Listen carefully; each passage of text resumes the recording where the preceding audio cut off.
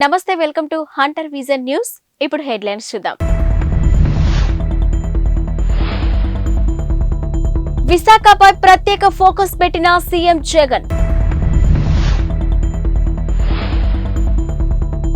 అయోధ్య శ్రీరాముడికి అలంకరించిన ఆభరణాల లిస్టు ఇదిగో. దేవరా షూటింగ్ లో సైఫ్ అలీ ఖాన్ కు గాయాలు, ముంబైలో శస్త్రచికిత్స. అయోధ్యలో సోమవారం జరిగిన బాలరాముడికి విగ్రహ ప్రాణప్రతిష్ఠ కార్యక్రమానికి వివిధ రంగాలకు చెందిన ప్రముఖులకు టెంపుల్ ట్రస్ట్ ఆహ్వానం పంపింది. సినీ, క్రీడా రంగాలకు చెందిన సెలబ్రిటీలు తమ భాగస్వాములతో హాజరయ్యారు. ఆహ్వానం అందినా కూడా కొంతమంది ఈ వేడుకకు హాజరు కాలేకపోయారు. వారిలో విరాట్ కోహ్లీ, అనుష్క దంపతులు కూడా ఉన్నారు. అయితే అచ్చంగా కోహ్లీలానే ఉండే వ్యక్తి అయోధ్యలో సందడి చేశాడు. టీమిండియా జెర్సీ ధరించి వచ్చిన కోహ్లీ డూప్ తో సెల్ఫీల కోసం ఫ్యాన్స్ ఎగబడ్డారు. కోహ్లీ డూప్ అని తెలిసినా ఆయనను చుట్టుముట్టి ఫోటోలు తీసుకున్నారు. తొలుత సరదాగా సాగిన ఈ తతంగం కాసేపటికే తోపులాట దాకా వెళ్ళింది. దీంతో బెదిరిపోయిన కోహ్లీ డూప్ చుట్టుముట్టిన జనంలో నుంచి కష్టం మీద బయటపడ్డాడు. ఆపై వేగంగా అక్కడి నుంచి వెళ్లిపోయాడు. ఈ ఘటనకు సంబంధించిన వీడియో ప్రస్తుతం సోషల్ మీడియాలో వైరల్ గా మారింది. దీంతో సెలబ్రిటీలకే కాదు, వారి పోలికలతో ఉండే డూప్లకి కూడా అభిమానుల బెడద తప్పలేదంటూ వీడియో చూసిన నెటిజన్లు కామెంట్లు పెడుతున్నారు.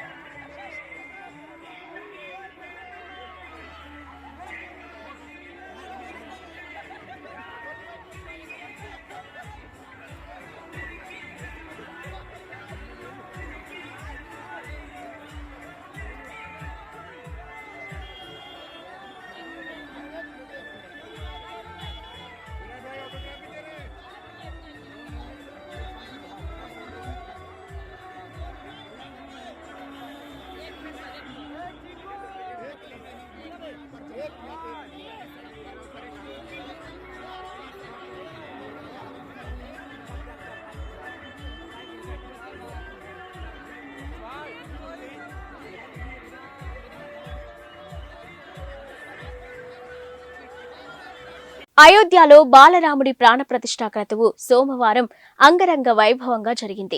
రామ్లల్లా విగ్రహానికి మైసూరుకు చెందిన ప్రముఖ శిల్పి అరుణ్ యోగిరాజు రూపొందించగా ఆధ్యాత్మిక శోభ, సాంప్రదాయం ప్రకారం దైవిక ఆభరణాలు, ప్రత్యేక వస్త్రాలతో అలంకరించారు.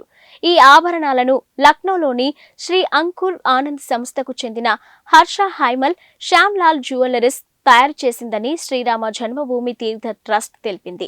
ఇక ఆధ్యాత్మిక రామాయణం, వాల్మీకి రామాయణం, రామచరిత్ మానస్, అలవందర్ స్తోత్రం వంటి గ్రంథాలలో శ్రీరాముడి వైభవం, ధరించిన దివ్య ఆభరణాల గురించి విస్తృతమైన అధ్యయనం చేసిన తర్వాత వీటిని రూపొందించినట్టు వెల్లడించింది. ఇక పసుపు ధోతి, ఎరుపు రంగు పతాక అంగవస్త్రంతో రామ్లల్లాను అలంకరించారు.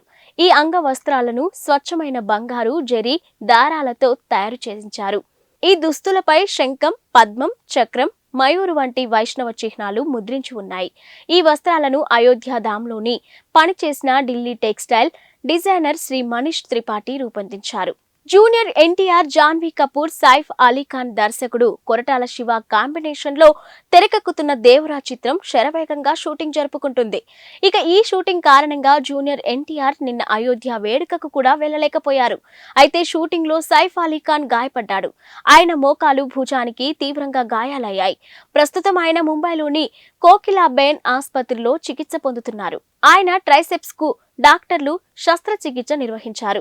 ప్రస్తుతం ఆసుపత్రిలో సైఫ్ పక్కన ఆయన భార్య, సినీ నటి కరీనా కపూర్ ఉన్నారు. గాయం కారణంగా సైఫ్ కొన్ని రోజుల పాటు దేవరా షూటింగ్ కి దూరమయ్యే అవకాశం ఉంది. ఈ చిత్రం 2 భాగాలుగా తెరకెక్కుతుంది. అయితే షెడ్యూల్ ప్రకారం తొలి పార్ట్ ఏప్రిల్ 5న విడుదల కావాల్సి ఉంది. ఇక మరోవైపు గాయంపై సైఫ్ స్పందిస్తూ, మన వృత్తిలో భాగమే ఈ గాయాలు, ఆపరేషన్ అని చెప్పుకొచ్చారు. ఇక నిపుణులైన డాక్టర్ల పర్యవేక్షణలో తాను సురక్షితంగా ఉన్నానని తెలిపారు. ఈ మధ్య కాలంలో ఓటీటీ ప్లాట్ఫామ్స్ పై ఇన్వెస్టిగేటివ్ థ్రిల్లర్ జోనర్ కి విపరీతమైన ఆదరణ పెరిగిపోయింది. ఈ నేపథ్యంలో మరిన్ని ఓటీటీ సినిమాలు ప్రేక్షకుల ముందుకు రావడానికి రెడీ అవుతున్నాయి. అలాంటి సినిమాల జాబితాలో తాజాగా భక్షక్ చేరిపోయింది. భూమి పడ్నేకర్ ప్రధానమైన పాత్రను పోషించిన సినిమా ఇది. హీరో షారుఖ్ ఖాన్ సొంత బ్యానర్లో ఈ సినిమా నిర్మితమైంది. ఇక నిర్మాణ వ్యవహారాలను గౌరీఖాన్ చూసుకున్న ఈ సినిమాకి పులకిత్ దర్శకత్వం వహించాడు. ఇక భూమి పడ్నేకర్ తో పాటు సంజయ్ మిశ్రా, ఆదిత్య శ్రీవత్సవ నటించారు. రీసెంట్ గా రిలీజ్ చేసిన టీజర్ కి మంచి రెస్పాన్స్ వచ్చింది. ఈ టీజర్ అందరిలోనూ ఆసక్తిని పెంచింది. ఇక నెట్ఫ్లిక్స్ లో ఈ సినిమా ఫిబ్రవరి 9వ తేదీ నుంచి స్ట్రీమింగ్ కానుంది. ఈ సినిమాలో భూమి పడ్నేకర్ నిజాయితీగా వ్యవహరించే జర్నలిస్టు వైశాలి పాత్రలో కనిపించనుందంట.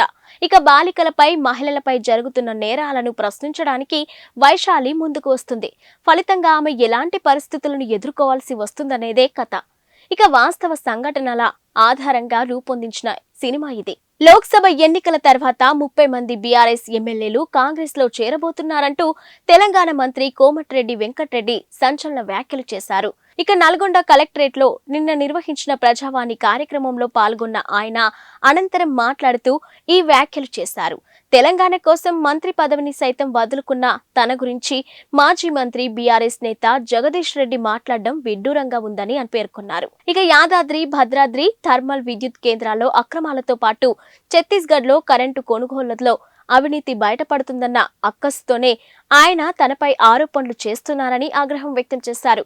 ఎన్నికల సమయంలో ఇచ్చిన 6 గ్యారంటీలను 100 రోజుల్లో అమలు చేసి తీరుతామని పునరుద్ఘాటించారు. Team India star batsmen Shubman Gill, cricket దిగ్గజం సచిన్ టెండూల్కర్ తనయ సారా టెండూల్కర్ ప్రేమలో ఉన్నారంటూ చాలా కాలంగా ప్రచారం జరుగుతున్న సంగతి తెలిసిందే.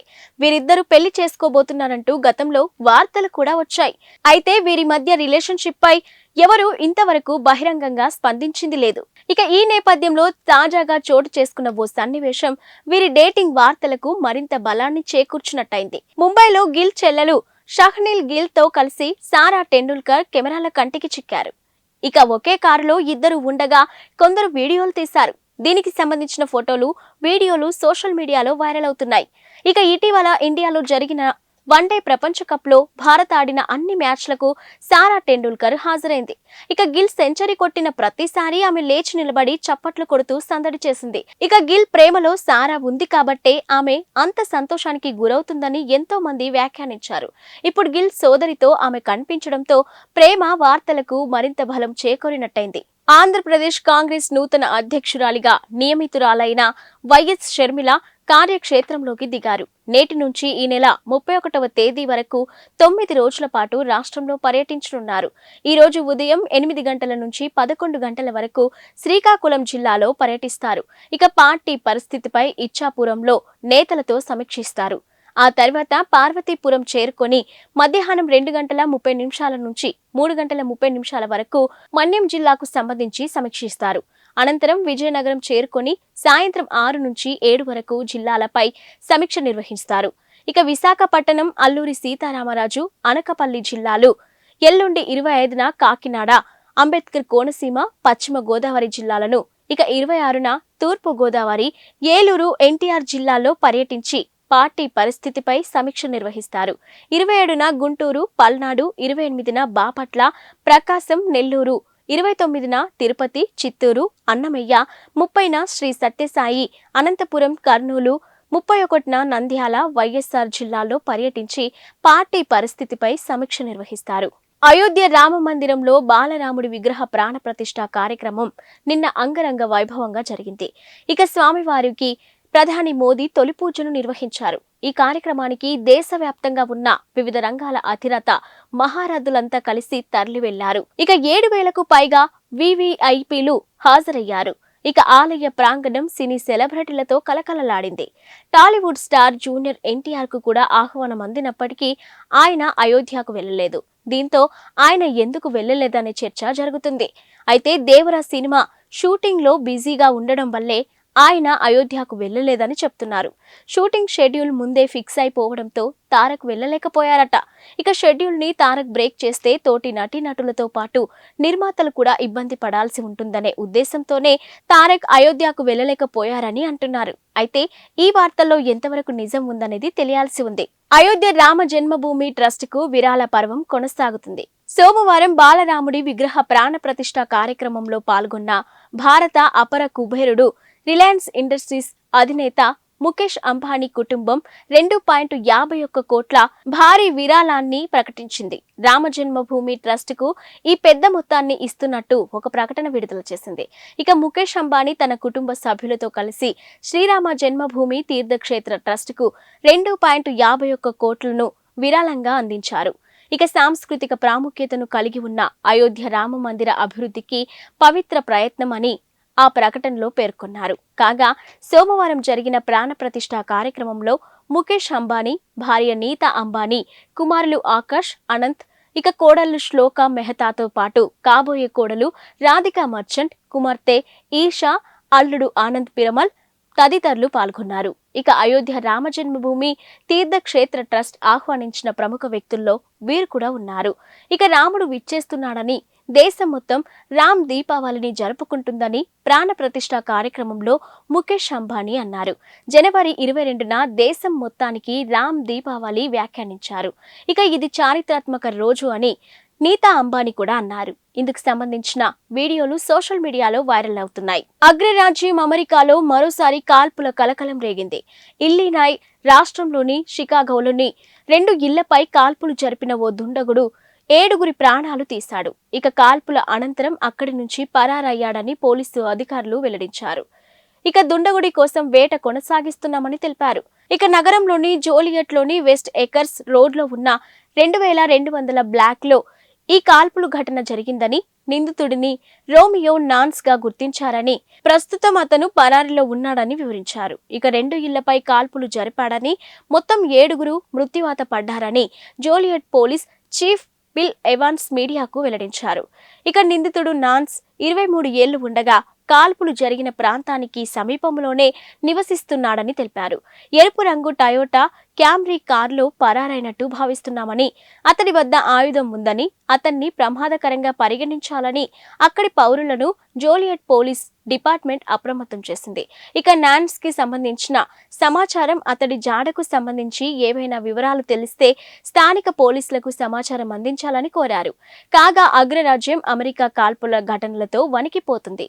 ఇక గణనీయ సంఖ్యలో మరణాలు నమోదవుతున్నాయి. ఇక ఈ ఏడాది మొదటి 3 వారాల్లోనే 875 తుపాకీ కాల్పుల మరణాలు నమోదైనట్టుగా గణాంకాలు చెప్తున్నాయి. ఇవి ఇప్పటివరకున్న బులెటిన్ అప్డేట్స్.